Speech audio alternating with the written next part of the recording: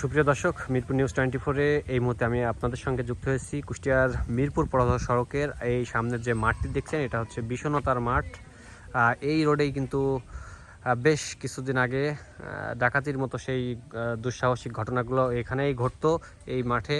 আর এই মাঠেরই কিন্তু এই লোকালয়ে সাতিয়ান কালীতলার এই প্রথম এই বাড়িটি আপনারা দেখছেন। এই বাড়িটিতে এই সামনের যে বাড়িটির সামনের যে ছোট এই ঘর, এটি কিন্তু একটি গোয়াল ঘর। আর এই গোয়াল ঘরে ছিল 5 লক্ষ টাকা মূল্যের একটি বৃহৎ আকৃতির ষাঁড় গরু। এই গরুটি গত রাত্রে চুরির ঘটনা ঘটেছে। আমি আপনাদের যদি একটু দেখাতে চাই যে চোরটি কোথায় থেকে কয়টি তালা ভেঙে এখান থেকে গরুটি নিয়ে গিয়েছে।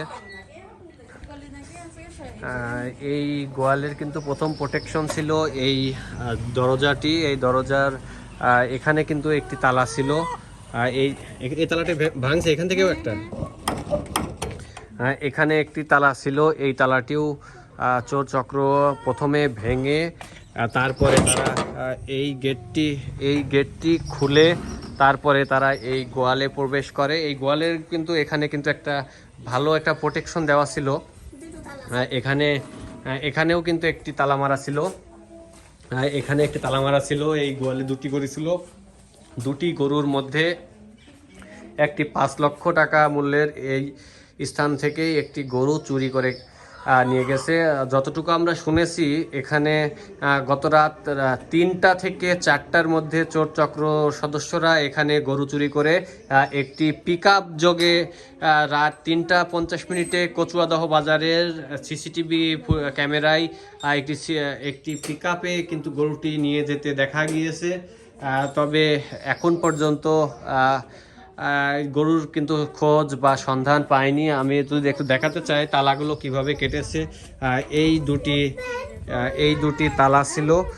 এই তালা দুটি চোর চক্র সদস্যরা কেটে গরু কিন্তু বের করে আবারও কিন্তু এদিক দিয়ে তারা পিকআপে তুলে মিরপুরের দিকে নিয়ে চলে গিয়েছে বলে জানা গিয়েছে। ঠিক রাত 3টা থেকে রাত 4টার মধ্যে এই ঘটনাটা ঘটেছে। যেহেতু রাত 3টা 50 সরু কচুয়াদহ বাজারের সিসিটিভি ফুটেজে ঘটনাটি পরিলক্ষিত হয়েছে এবং একজন প্রত্যক্ষদর্শী ভ্যান চালকও কিন্তু ঘটনাটি সংঘটিত হতে দেখেছে এবং সে পোড়াদাহ থেকে যখন সুন্দরবন ট্রেনের যাত্রী নিয়ে কালীতলার দিকে আসতেছিল, তখন সে দেখেছে যে ট্রাকে যেই মিনি ট্রাক বা পিকআপে গরু তুলতেছিল এবং সেখানে সে দুজন চোরকে বড় চাকু বা ছুরি হাতে দেখেছিল এবং পরবর্তীতে সে ভয়ে কিন্তু এদিকে আসতে পারে নাই। আর ডাকাত সন্দেহে সে এই রোডে আর আসতে পারে নাই। পরবর্তীতে গাড়ি ছাড়ার আগ মুহূর্তে সে বাজারে গিয়ে অনেক মানুষজন না পাওয়ার কারণে সর্বশেষ চোর চক্র কিন্তু এখান থেকে গরুটি নিয়ে সহজে পালিয়ে যেতে সক্ষম হয়।